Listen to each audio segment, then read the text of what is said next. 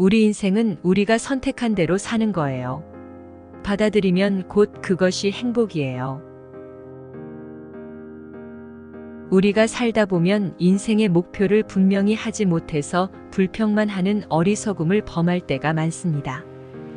이럴 때는 처음에 세웠던 목표는 잠시 접어두고 현실에 맞춰 살면 됩니다. 그렇게 살아도 아무 문제 없어요.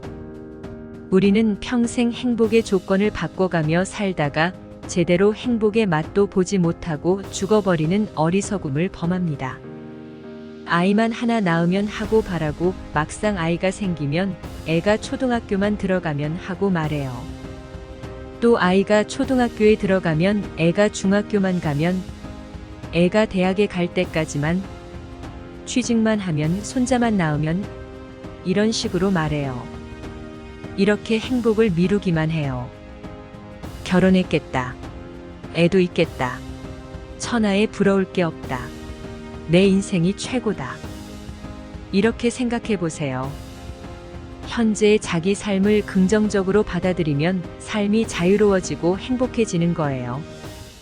뭔가 자꾸 이루고 싶은 목표가 있더라도 지금 안 되었다고 불평만 하지 말고 잠시 멈추어서 지금 내가 누리고 있는 행복을 바라보세요.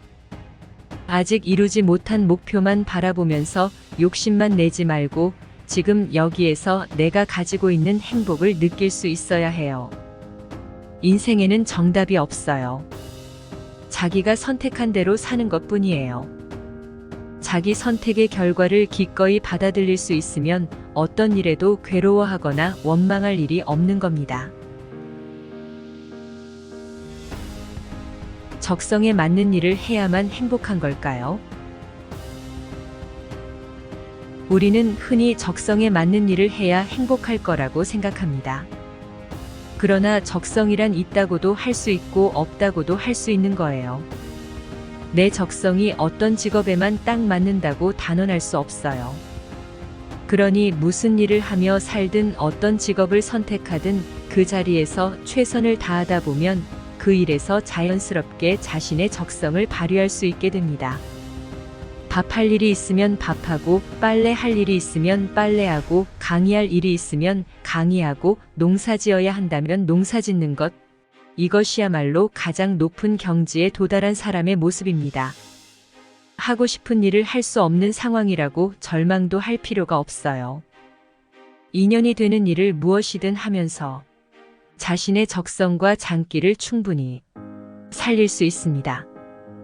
꿈을 찾는다고 현실을 등한시하고 미래의 행복을 위해서 좋아하는 것만 찾아다니면 인생을 낭비하며 살기 쉽습니다. 그렇다고 현재의 밥벌이에만 급급하다 보면 미래에 희망이 없겠지요. 그래서 우리는 이상을 쫓을 것인가, 현실을 중요시할 것인가를 놓고 항상 갈등합니다. 그런데 이상과 현실은 모순 관계에 있지 않습니다. 두 발은 현실에 딱 딛고 서서 두 눈은 이상을 향해서 한 발씩 나아가면 됩니다. 좋은 미래는 막연히 기다린다고 오는 게 아니에요. 연구하고 도전해가는 과정에서 꿈꾸던 미래를 현실로 만들어가는 겁니다. 우리는 모두 풀 같고 개미 같은 존재입니다. 우리가 자기 자신에게 불만을 갖는 것은 뭔가 부족해서라기보다 스스로에 대한 기대가 너무 높기 때문이에요. 기대는 높은데 현실의 자기 모습이 거기에 미치지 못하니까 못마땅해 하는 것이죠. 자기 자신이 부족하다고 느끼는 사람들은 대체로 자기를 우월하게 여기기 때문입니다.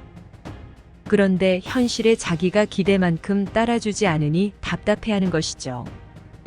그러다가 결국 남을 탓하며 원망하기도 하고 자기 자신의 무능함을 원망하기도 하는 것입니다. 넘어지면 넘어지는 것이 나고 성질내면 성질내는 것이 나입니다. 그런데 나는 쉽게 넘어지거나 성질내는 사람이 아니라고 생각하기 때문에 성질내는 자기를 보는 것이 괴로운 거예요.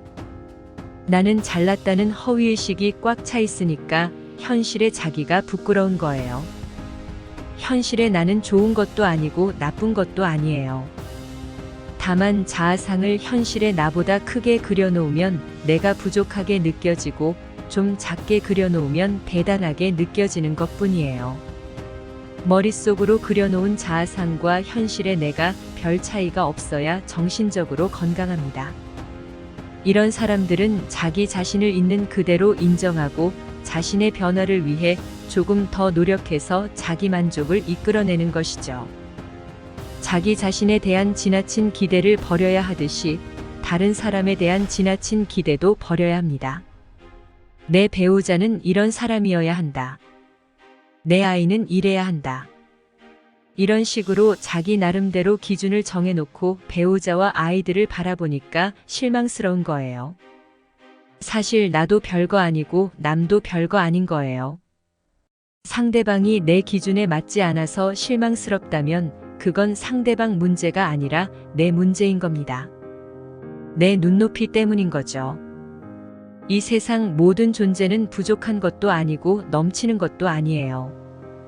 존재는 그냥 존재일 뿐이에요. 우리는 모두 풀 같고 개미 같은 존재예요.